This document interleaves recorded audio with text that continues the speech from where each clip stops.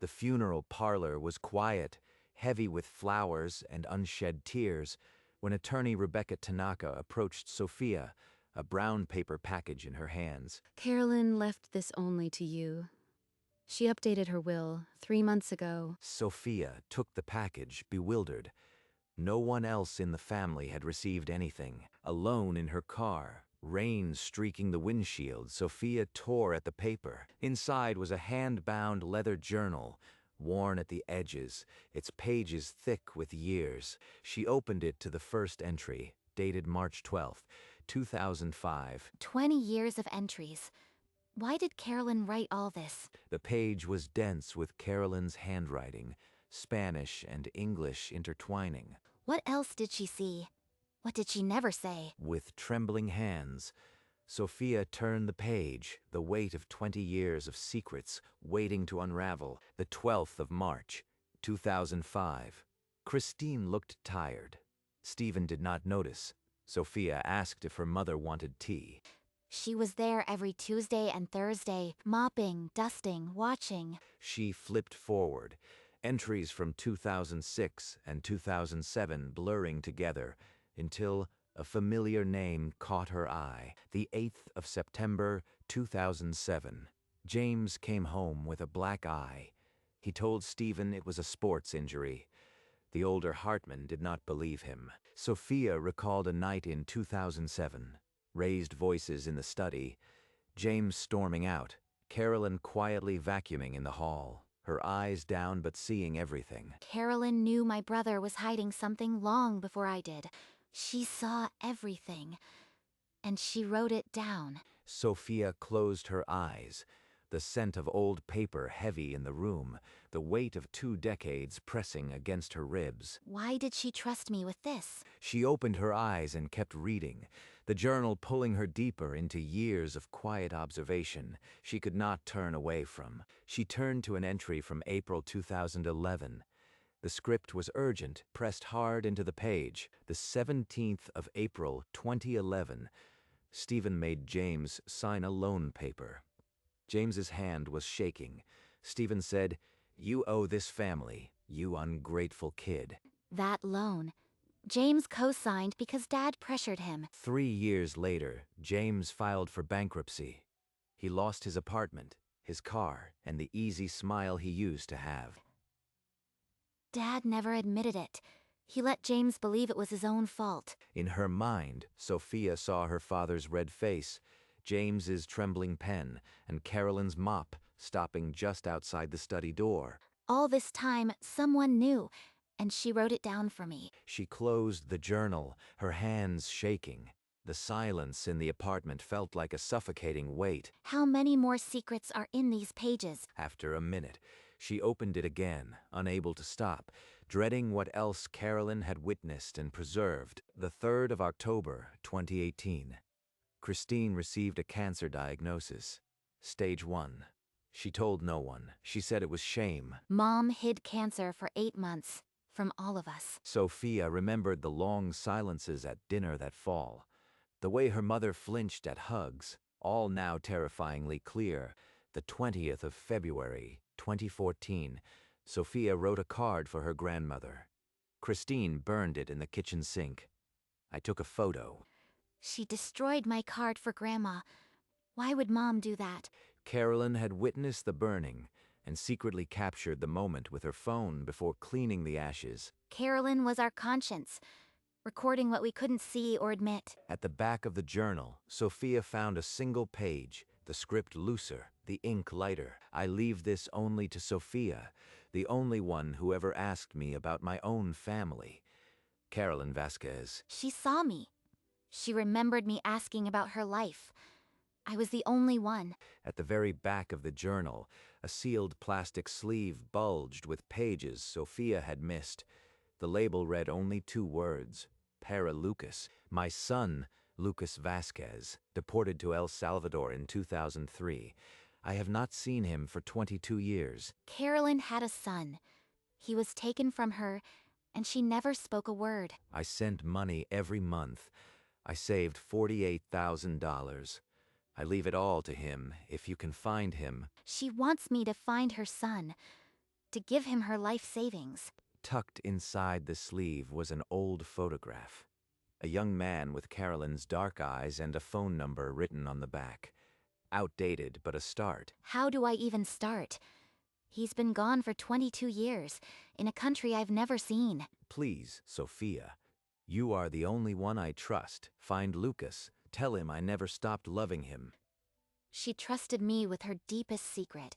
I can't let her down. She carefully refolded the letter, her mind already searching for ways to begin a hunt for a man she had never known existed until this moment. That night, she typed Lucas Vasquez into every search bar she could find, but the internet offered only silence. She called a nonprofit in San Salvador, describing a man who had not been seen in decades, but they had no record. 22 years. He could be anywhere. Or he could be dead. On the fourth day, her mother called. Sophia, you've been quiet. Are you sleeping? Are you eating? I can't tell her. Not about any of it. Your father wants to have dinner this weekend.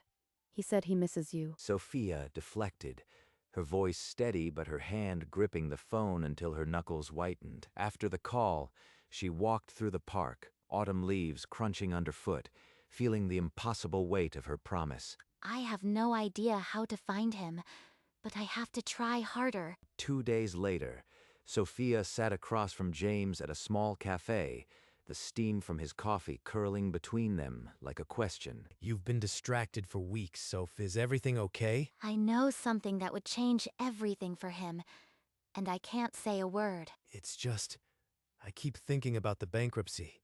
How I trusted Dad's advice and ended up ruined. It wasn't just advice. It was coercion. Carolyn knew. And now I know. Sorry. I didn't mean to dump that on you. You've got your own stuff going on. You don't need to apologize. I am just. There's a lot I am working through. I could end his self-blame right now.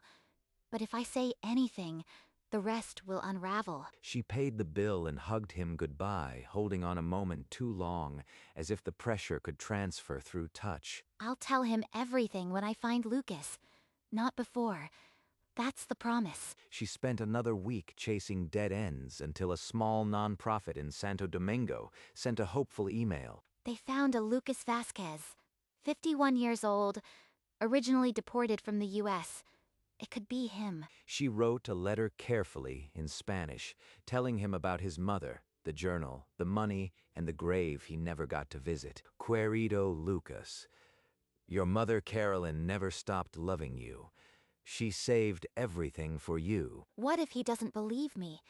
What if he's angry she never told him? She sealed the envelope, stuck a Salvadoran stamp, and drove to the post office.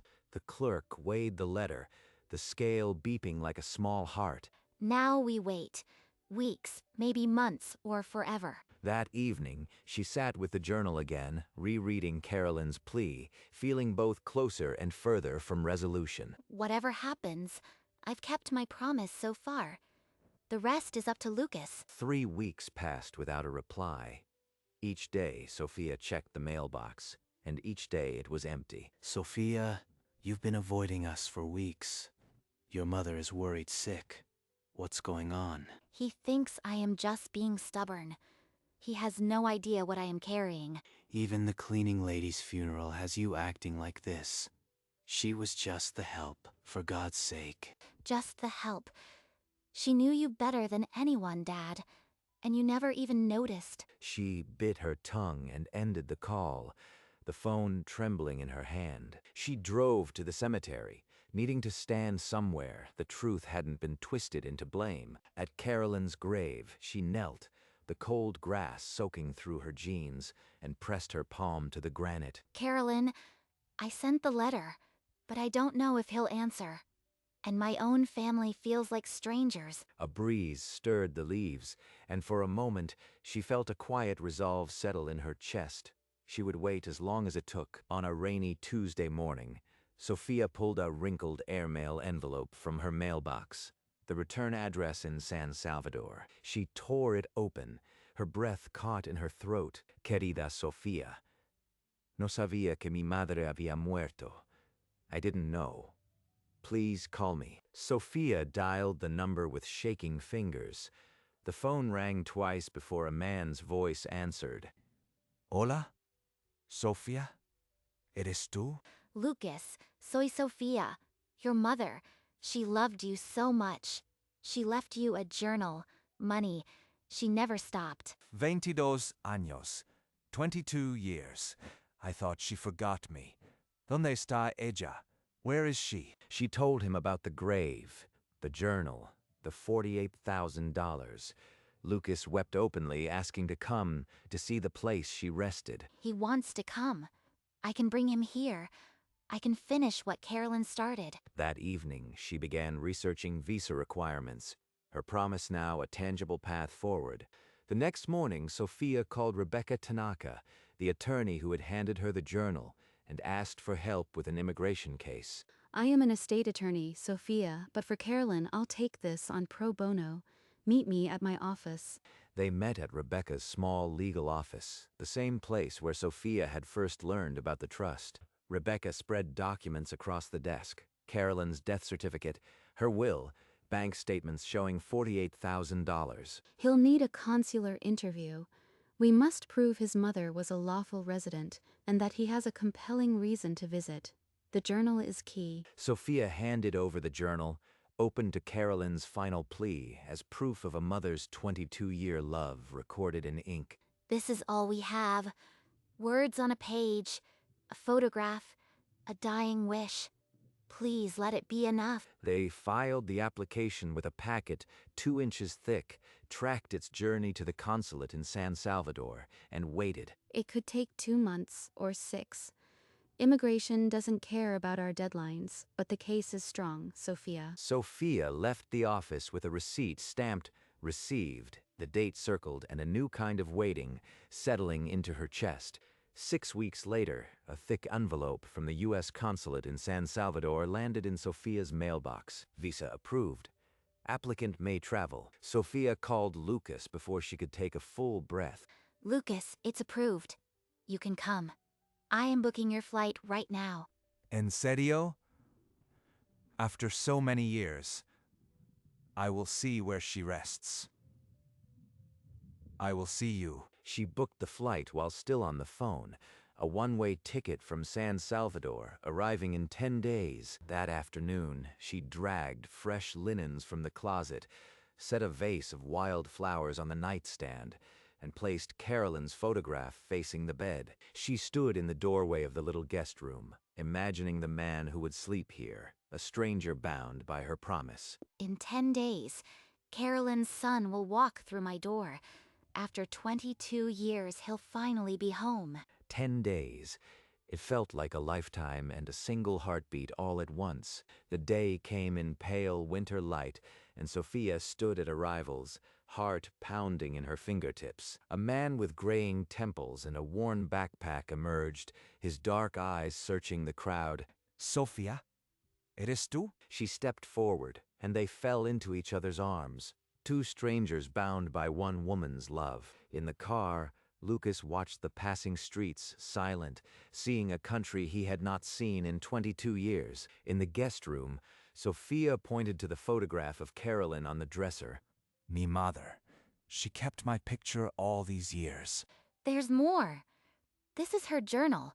Everything she wanted you to know. Sophia placed the leather journal in his hands, the weight of 20 years of words. Lucas pressed it to his chest, eyes shut tight, as if he could feel her heartbeat through the cover.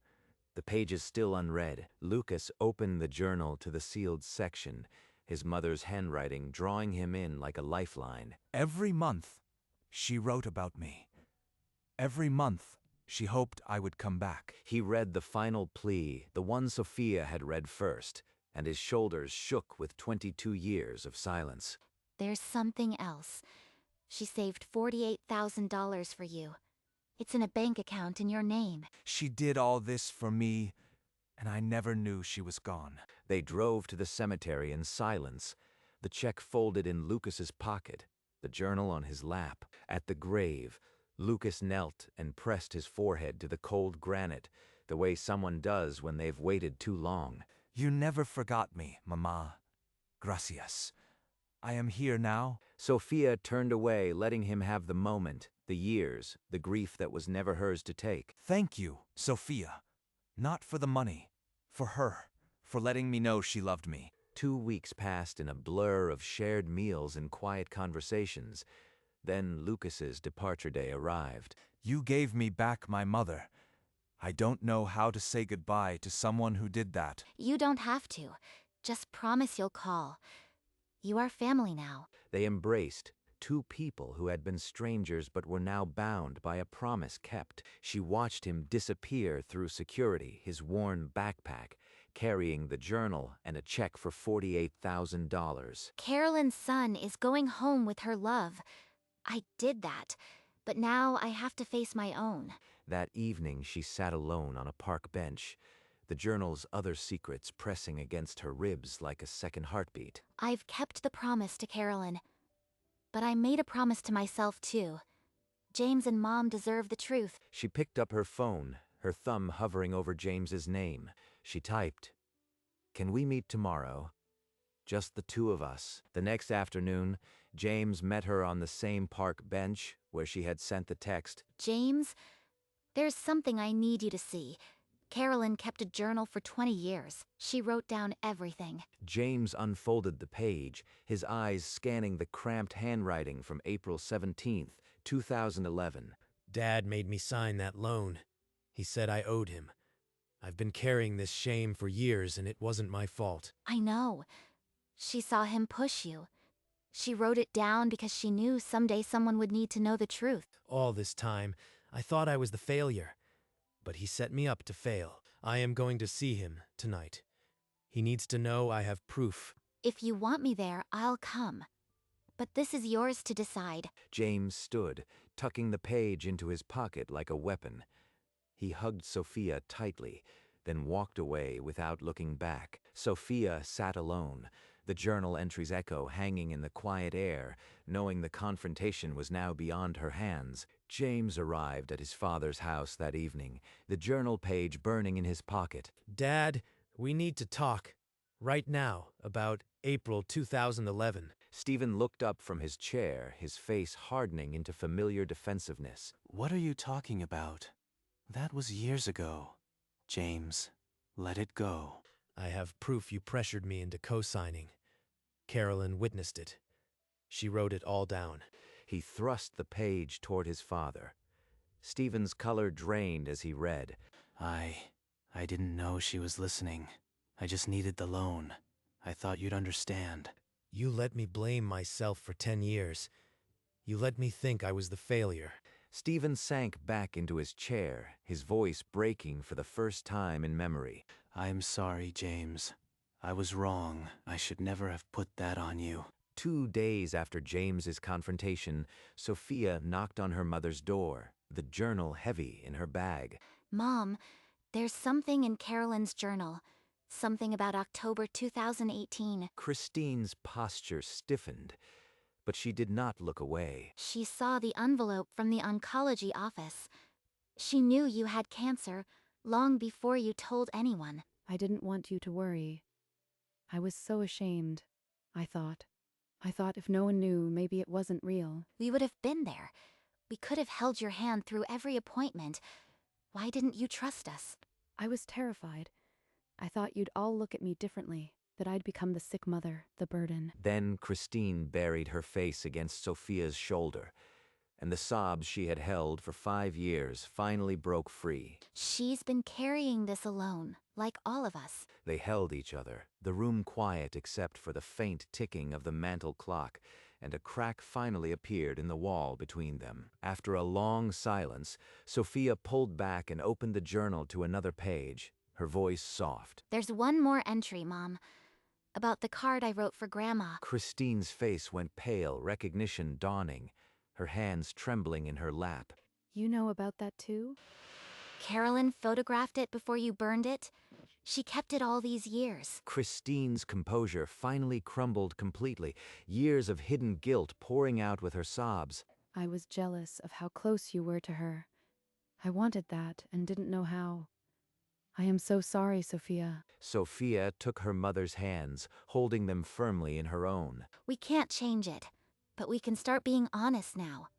That's all I ever wanted. They wept together, not for the past, but for the chance to finally rebuild what had been broken. In the weeks that followed, Sophia poured her energy into something new, a literacy program named for Carolyn Vasquez, for cleaning workers in 2 cities. She found a community center, hired a part-time teacher, and put Carolyn's photograph at the front of the classroom. She dialed Lucas to tell him, the international line ringing twice before his familiar voice answered.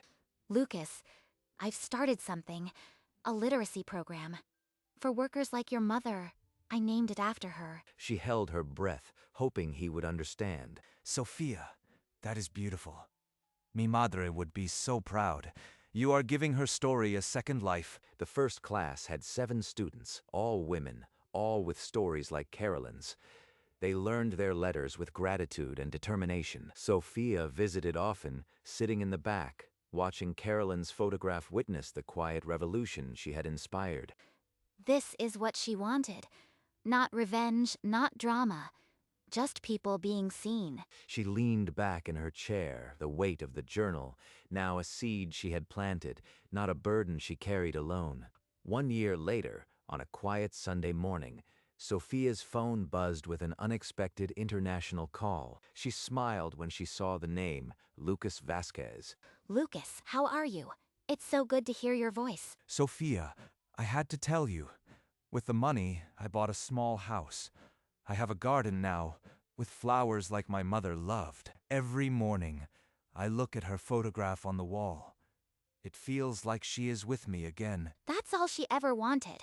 For you to have a home and know she never stopped loving you. I want to come back, to see you and visit her grave again.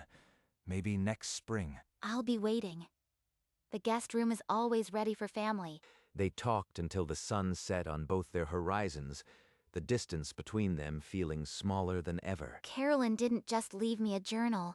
She left me a family I never knew I needed, and now I have one. The following spring, Lucas returned. They went together to the cemetery, the air cool and sweet with new blossoms. Lucas knelt and placed gardenias on the grass, the same flower his mother had loved. She is at peace. And now, so am I. She always was, Lucas. We just needed to catch up. They stood in silence, the breeze carrying the scent of flowers, and for a long moment the world felt complete. Later that evening, Sophia sat alone in her apartment, the journal in her lap. She opened the bottom drawer of her desk, placed the journal gently inside, and turned the small brass key. The drawer clicked shut. The key rested on top, beside a framed photograph of Carolyn Vasquez, a quiet witness now at rest. Some stories are too heavy to carry, so you place them down, lock them safe, and let them become the ground you walk on.